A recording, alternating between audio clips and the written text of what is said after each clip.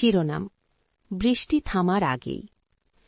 বৃষ্টিটা সেদিন হঠাৎ নেমেছিল, ঠিক যেমন ও এসেছিল আমার জীবনে কোনো পূর্বাভাস ছাড়াই।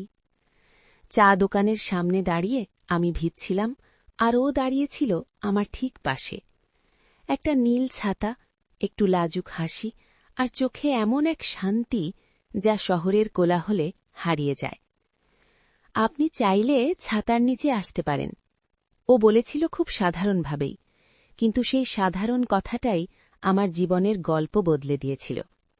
সেদিন থেকে আমরা প্রায়ই দেখা করতাম, কখনো বৃষ্টির অজুহাতে, কখনো সন্ধ্যার চায়ে। কথা কম, নীরবতা বেশি, কিন্তু সেই নীরবতায় ছিল অদ্ভুত এক টান। আমি ধীরে ধীরে বুঝতে শিখছিলাম, ভালোবাসা মানে সবসময় বড় বড় কথা নয়। ভালোবাসা মানে কেউ একজন পাশে বসে থাকলেও মনের ভেতর ঝড় থেমে যাওয়া। একদিনও বলল, জানো, আমি বেশি দিন এখানে থাকব না।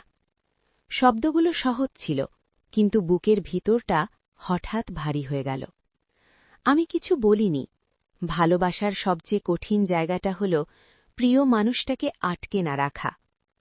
ও চলে যাওয়ার দিন আবার বৃষ্টি ছিল, ঠিক প্রথম দিনের মতোই।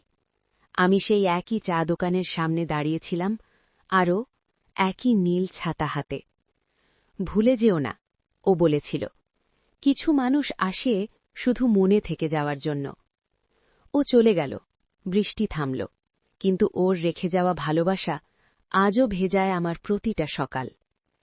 কখনো কখনো মনে হয় ভালোবাসা মানে পাওয়া নয়, ভালোবাসা মানে একটা অসম্পূর্ণ গল্প, যেটা সারা জীবন সুন্দর লাগে।